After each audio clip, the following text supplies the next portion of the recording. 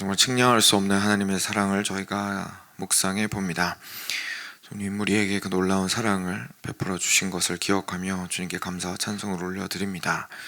예수님께서 우리의 시작이자 우리의 마지막이 되시는 정말 저희로서는 상상할 수 없는 가장 큰 분이심에도 불구하고 우리의 모습을 입고 오셔서 저희와 함께 하시고 저희를 위하여 십자가에 죽으시고 그리고 부활하시며 그 동일한 은혜와 능력을 저희로 누릴 수 있도록 하여 주신 것들을 기억할 때에 저희가 참 주님의 그 측량할 수 없는 사랑에 얼마나 놀라게 되는지 모르겠습니다.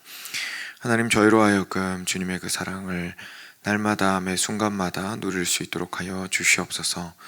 우리가 그 사랑을 벗어나지 않도록 하여 주시고 그 사랑을 잊지 않도록 하여 주시고 그 사랑보다 다른 것을 더 귀하게 여기지 않도록 하여 주시고 오히려 그 사랑 안에서 더욱더 넓어지고 깊어지는 놀라운 변화들이 우리 삶 가운데 일어날 수 있도록, 성장들이 있을 수 있도록 도와주시기를 간절히 간구드립니다.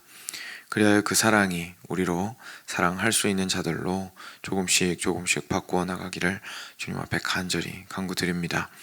주님, 10월이 시작되었습니다. 쌀쌀한 날씨 가운데에서도 주님의 사랑으로 강건케 하여 주시옵고 새롭게 시작되는 호세아 묵상을 통하여서 저희가 어떤 주님의 그 놀라운 사랑의 모습들을 구체적으로 알아갈 수 있도록 은혜 더하여 주시옵소서. 지혜와 명철과 또한 주님의 말씀을 사랑하는 마음을 허락하시기를 간구드리오며 우리 주 예수 그리스도의 이름으로 기도드렸습니다. 아멘. 네, 호세아 1장 같이 보겠습니다.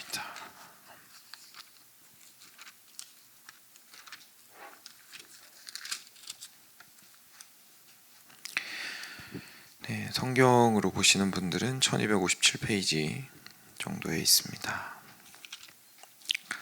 오늘 1장 전체랑 2장 1절까지입니다.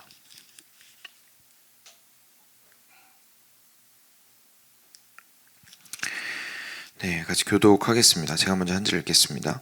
우시야와 요담과 아하스와 히스기야가 이어 유다 왕이 된 시대, 곧 요아스의 아들 여로보암이 이스라엘 왕이 된 시대에 브에리의 아들 호세아에게 임한 여호와의 말씀이라. 처음 호세아에게 말씀하실 때 여호와께서 호세아에게 이르시되 너는 가서 음란한 여자를 맞이하여 음란한 자식들을 낳으라. 이 나라가 여호와를 떠나 크게 음란함이니라 하시니, 이에 그가 가서 디블라임의 딸 고멜을 맞이하였더니 고멜이 임신하여 아들을 낳으매 여호와께서 호세아에게 이르시되 그의 이름을 이스르엘이라 하라. 조금 후에 내가 이스라엘의 피를 예후의 집에 갚으며 이스라엘 족속의 나라를 폐할 것임이니라. 그날에 내가 이스라엘 골짜기에서 이스라엘의 활을 꺾으리라 하시니라. 고멜이 또 임신하여 딸을 낳으매 여호와께서 호세아에게 이르시되 그의 이름을 로루하마라 하라. 내가 다시는 이스라엘 족속을 긍휼히 여겨서 용서하지 않을 것임이니라. 그러나 내가 유다 족속을 긍휼히 여겨 그들의 하나님 여호와로 구원하겠고 활과 칼이나 전쟁이나 말과 마병으로 구원하지 아니하리라 하시니라. 고멜이 로루아마를 젖된 후에 또 임신하여 아들을 낳으매 여호와께서 이르시되 그 이름을 로암미라 하라. 너희는 내 백성이 아니요 나는 너희 하나님이 되지 아니할 것임이니라. 그러나 이스라엘 자손의 수가 바닷가의 모래같이 되어서 헤아릴 수도 없고 셀 수도 없을 것이며 전에 그들에게 이르기를 너희는 내 백성이 아니라 한 그곳에서 그들에게 이르기를 너희는 살아계신 하나님의 아들이라 할 것이라. 이에 유다 자손과 이스라엘 자손이 함께 모여 한 우두머리를 세우고 그 땅에서부터 올라오리니 이스라엘의 날이 클 것이미로다. 너희 형제에게는 암미라 하고 너희 자매에게는 루아마라 하라. 아멘. 네, 호세아 선지자의 또 선지서입니다. 저희가 보통 소선지서라고 부르는 이제 큰 거는 뭐 이사야, 예레미야, 에스겔 이런 것들 이제 대선지서라고 부르고요. 이제 그 중에서 소선지서라고 부르는 것 중에 호세아서입니다. 그 중에서 이제 다 짧은데 대부분 짧은데 그 중에서 그나마 긴 내용을 가지고 있죠. 1절부터 같이 보겠습니다. 우시야, 요담, 아하스, 히스기야 모두 유다 왕들입니다. 남유다 왕들이고요. 남유다 왕들에 이어서 그때에 이제 북이스라엘에서는 요아스의 아들 여로보암. 그래서 첫 번째 여로보암은 북이스라엘 생길 때, 그죠? 생길 때 있었던 게 여로보암이고요. 이 여로보암이 이제 여로보암 2세였습니다. 근데 이 여로보암 굉장히 장기 집권했는데 악을 많이 행했던 그런 왕이었습니다. 그래서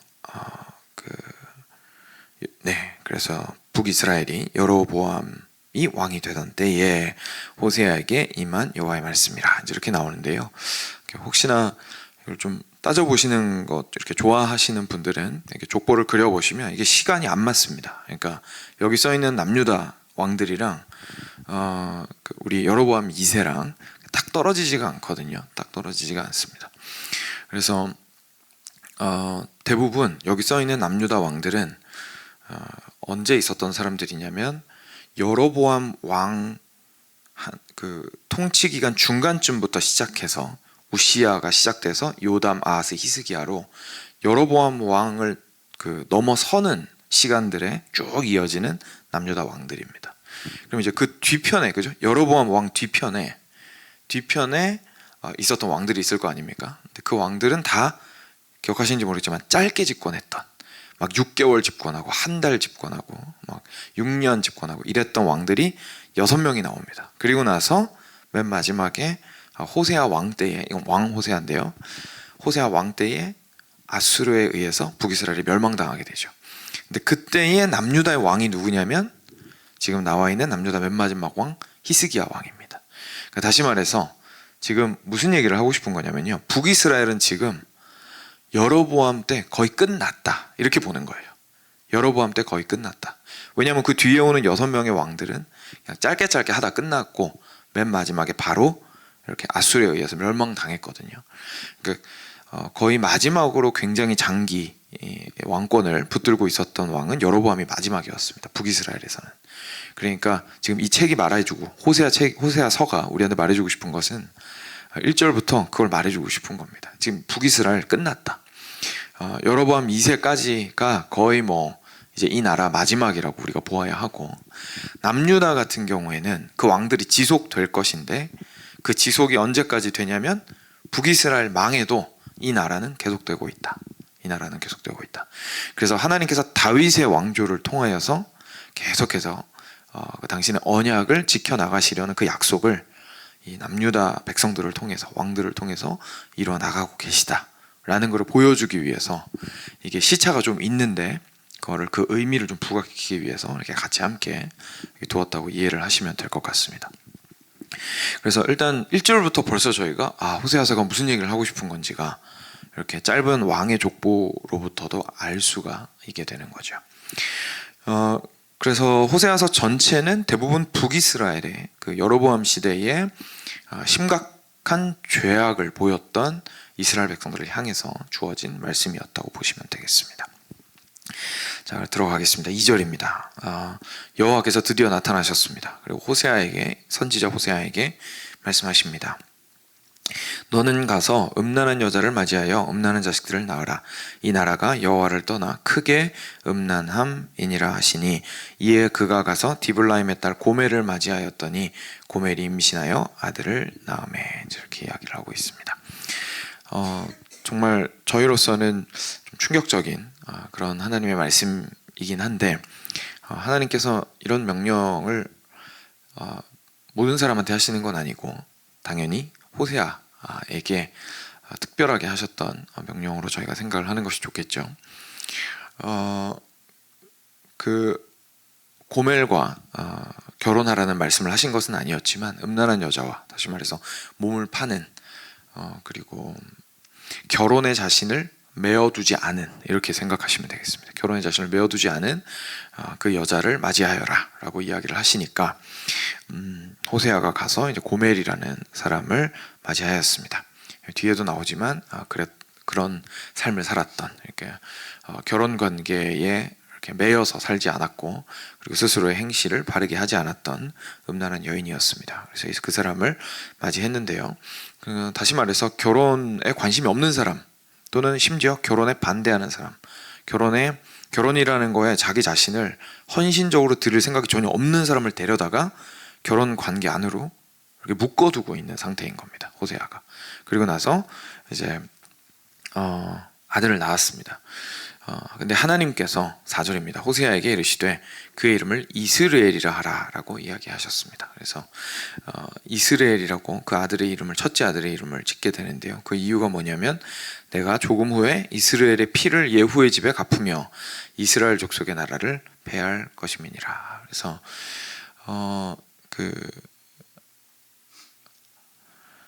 예후가 새로운 왕조를 북이스라엘에서 시작을 했었죠. 기억하실 텐데요. 그래서 예후로부터 예후 이후에 나오는 왕들이 이제 피가 그 전 왕들이랑은 달랐죠. 그래서 오므리 왕조 이후에 다시 예후 왕조가 시작이 되면서 예후의 집안이 지금 현재 계속 다스리고 있었는데 그 집안을 멸할 것이다 라는 이야기를 하시기 위해서 이스라엘이라는 지명을 이제 사용을 하셨던 거죠. 그리고 이스라엘 족속의 나라를 폐할 것임이라. 그날에 내가 이스라엘 골짜기에서 이스라엘의 활을 꺾으리라 라고 하셨습니다. 그러니까 단순하게 북이스라엘 예후 왕조만 내가 멸망시키겠다 라고 말씀하신 게 아니고 실제 이스라엘이라는 땅에서 특별히 아합과 이세벨 같은 경우에 많은 악을 행했던 장소였거든요. 그래서 나봇의 포도원도 이스라엘에 있었고요. 그리고 이스라엘에서 본격적으로 이세벨이 바알 선지자와 이런 사람들 모아다가 우상 숭배하고 그랬던 장소가 바로 이스라엘이었습니다. 그러니까 굉장히 어떻게 보면 북이스라엘의 우상 숭배와 하나님을 떠나는 그 일의 핵심이 되는 중요한 장소였는데 그래서 그곳을 이름을 첫째 아들을 지음으로써 하나님께서 그 메시지를 전달하고자 하셨던 거죠. 내가 이스라엘의 땅을 거기에서 완전히 멸할 것이고 그리고 그들의 지금 현재 뭔가 힘 있는 것처럼 활을 쥐고 있는데 그것을 완전히 내가 꺾어버릴 것이다. 힘이 없게 만들어버릴 것이다 라고 이야기하십니다. 거기서 끝이 아니었습니다. 둘째를 낳았는데요. 둘째는 딸이었습니다. 그리고 딸한테는 이제 조금 더 전체적인 어떤 의미를 가진 이름을 하나님께서 지으라고 하셨습니다. 이름이 바로 로루아마였는데요. 이것이 그 뜻이 이스라엘 족속을 긍휼히 여겨서 용서하지 않을 것이다 라는 의미였습니다. 그러니까 자비가 없다, 긍휼이 없다 이런 뜻입니다. 그러니까 이 로가 영어로 no거든요. not, 로가. 그래서 not 자비 이렇게 되는 거예요. 그래서 no mercy 뭐 이렇게 되는 거죠. 쉽게 말해서 이름이. 그래서 루하마 이렇게 되는 거고요. 그 다음에 셋째를 낳았는데요. 셋째 전에 해석하신 것을 볼까요? 그러나 7절입니다. 그러나 내가 유다 족속을 긍휼히 여겨 그들의 하나님 여호와로 구원하겠고 활과 칼이나 전쟁이나 말과 마병으로 구원하지 아니하리라 라고 얘기하십니다. 참 이런 부분들이 저희를 또 놀랍게 하는 건데요. 하나님께서 그 이스라엘 백성을 향해서 자비가 없고 나는 용서할 생각이 없다 라고 이름을 지으라고 하셨지만 그 즉시로 회복의 메시지를 하나님께서 주시는 것을 저희가 보게 됩니다. 다시 반드시 회복을 할 것이다 라고 이야기를 하시는 것이죠. 이 부분은 조금 이따가 함께 돌아와서 다시 보도록 하겠습니다. 그 다음에 이제 세 번째 아이를 낳았는데 아들이었습니다. 로루아마라고 이름을 지었는데요. 아까 말씀드린 것처럼 로가 낫입니다. 그죠? 근데 암미가 백성이라는 뜻이거든요. 그래서 로루아마 이러면은 백성이 아니다 이런 뜻입니다. 그래서 9절에서 여호와께서 이르시되 그 이름을 로암미라 하라. 죄송합니다. 제가 로루아마랑 로암미랑 헷갈렸네요. 네, 첫째 이름이 로루아마였고 둘째가 로암미였는데 로암미라고 하면 백성이 아니라는 뜻입니다. 9절에서 보시면 너희는 내 백성이 아니요 나는 너희 하나님이 되지 아니할 것임이니라 이렇게 말씀을 하고 있으십니다. 그래서 그 호세아에게 처음 나타나신 하나님께서 이제 음란한 여인을 취하라고 하셨고 그리고 거기서 세 자녀가 나오게 하셨는데 첫째가 이름이 이스라엘이었고요. 그것은 이제 이스라엘의 죄악을 다시 한번 드러내시면서 이스라엘에서 행해진 북이스라엘의 많은 죄악들을 반드시 심판할 것이다 라는 것에 대한 메시지를 전달하셨던 거였습니다. 그리고 둘째 딸 이름을 로루아마라고 지었던 것은 너희가 이렇게까지 나에게 등을 돌렸는데 나는 이제 용서하지 않겠다 라고 말씀을 하신 것이었고요. 세 번째, 로암미라고 아들을 이름을 지었는데 그것은 내 백성이 아니다 라고 이야기하신 것이었습니다. 그게 뭐냐면은 단순하게 하나님께서 북이스라엘의 죄에 대해서 그냥 너네 잘못했어 하고 끝나신 것이 아니라 반드시 책임을 물으신다는 것을 일단 이스라엘을 통해서 저희가 알게 됩니다. 그리고 두 번째를 통해서 알게 되는 것은 그냥 단순하게 진노만 하고 끝나는 것이 아니라 너희들이 너무나 악하게 행했기 때문에 너희들을 받아줄 책임이 나에게는 없다 라는 것을 분명하게 하시는 것이죠. 용서하지 않겠다 라는 의미가 진짜로 하나님께서 너네 이제 나한테 완전 끝이야 는 아닌 것을 저희가 회복의 메시지를 통해서 알게 됩니다. 그렇죠? 그러니까 자비가 없다, 너희들 용서 안 한다라는 그 말씀이 진짜로 용서 안 한다는 말씀은 아닌 거예요. 근데 정말 하나님께서 말씀하시고 싶으신 건 뭡니까? 내가 너네 용서할 책임이 없다 이렇게 말씀하시는 거죠. 하나님께서 잘못하신 거 없는 거예요.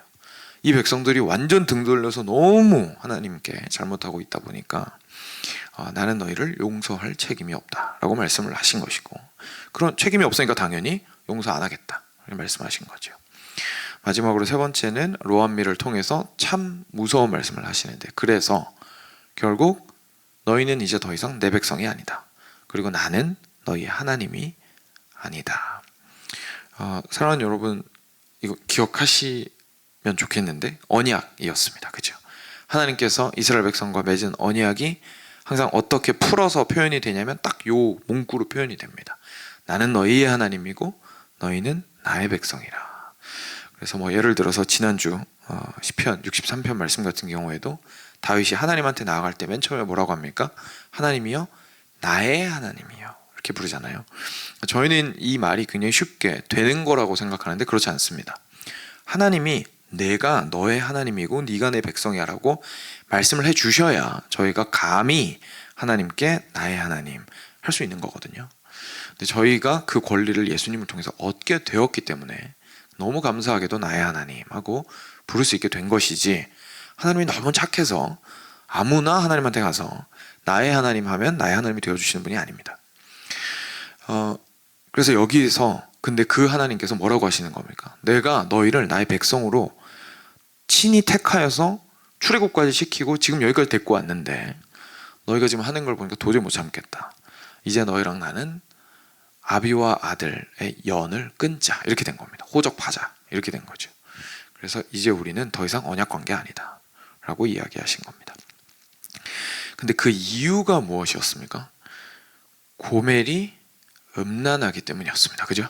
이게 부부관계에서 보자면 고멜이 음란하기 때문에 그 자녀가 음란했다라는 이야기입니다. 그러니까 쉽게 말해서 결혼관계에 충실하지 않았기 때문에 자녀들이 엉망이었다, 이 얘기를 지금 하고 싶은 겁니다.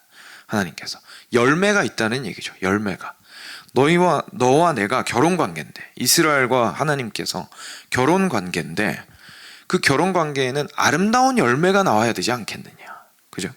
아름다운 사랑으로 맺은 아름다운 열매가 나와야 되지 않겠느냐. 근데 나는 끝까지 신실했는데 네가 신실하지 않음으로 인하여서 열매가 이 모양이 되었다. 그래서 이 결혼 관계를 너가 신실하게 지키지 못함으로 언약이 파기되었고 너는 벌을 받아야 하고, 그리고 나는 너를 용서해 줄 책임이 없다라고 이야기하시고 있는 겁니다. 두렵죠.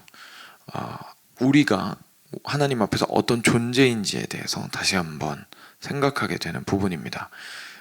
우리가 생각하는 죄라는 것은 그냥 단순하게 나쁜 짓을 하는 것, 법을 어긴 것, 또는 하나님의 마음을 아프게 한 것, 이 정도로 생각을 할 때가 참 많이 있는데, 사실 그 죄의 본질은 하나님으로부터 떨어져 나가려고 하는 것, 다시 말해서 결혼관계에 있는데 신실하지 않은 것이 그것이 죄의 본질입니다. 그리고 그랬을 때에 하나님께서는 용서하실 책임이 없으시죠. 용서하실 책임이 없으시죠. 왜냐하면 잘못은 우리가 했기 때문에 그렇습니다. 그리고 그것으로 인하여서 우리는 당연히 형벌을 받아야 하고, 그리고 하나님을 다시 나의 하나님이라고 부를 수가 없게 되는 것이 사실 진짜 죄의 무게입니다. 그래서 죄를 가볍게 생각할 수 없고 이야기할 수가 없죠. 참 너무 감사한 것은 다른 성경 구절에도 그런데요. 사실 잘 보시면 이렇게 크게 그리고 맹렬하게 하나님께서 죄를 향한 미움과 진노를 설명하시는 부분 근처에 항상 회복의 메시지가 같이 있습니다. 그래서 놀랍게도 7절을 일단 먼저 보고 그 밑에 부분 같이 보겠습니다. 7절에 그러나 내가 유다 족속을 긍휼히 여겨 그들의 하나님 여호와로 구원하겠고 활과 칼이나 전쟁이나 말과 마병으로 구원하지 아니하리라 라고 이야기를 먼저 하십니다. 그러니까 유다 족속을 먼저 긍휼하게 여기셔서 그들의 하나님 여호와로 구원하리라. 그러니까 다시 말해서 인간의 힘이 아니라 내가 직접 나서서 유다 족속을 구원하리라 라고 7절에서 이야기를 해주십니다. 그리고 나서 10절입니다. 10절에서 앞에 그 정말 끔찍한 그 일들을 쭉 이야기하시고 보시고 이름을 지어주시고 하신 다음에 그러나 이스라엘 자손의 수가 바닷가의 모래같이 되어서 헤아릴 수도 없고 셀 수도 없을 것이며 전에 그들에게 이르기를 너희는 내 백성이 아니라 한 그곳에서 그들에게 이르기를 너희는 살아계신 하나님의 아들들이라 할 것이라. 아멘. 바로 그 죄악이 창궐하였던 그 자리에서 나봇의 피가 흘려졌던 이스라엘 그 자리에서 또는 죄를 행하였던 그 모든 그 자리에서 하나님께서 오히려 그 자리에서 부자의 연을 끊으셨던 바로 그곳에서 다시금 부자의 관계를 회복하실 것이다. 탕자가 아빠 버리고 떠난 그 자리에서 아빠는 끝까지 기다리다가 오면 달려나가 그를 맞이할 것이다 라고 하나님께서 사실 말씀해 주시고 있는 겁니다. 11절입니다. 이에 유다 자손과 이스라엘 자손이 함께 모여, 그러니까 이번에는 통일 이스라엘을 다 말씀하고 있으시죠.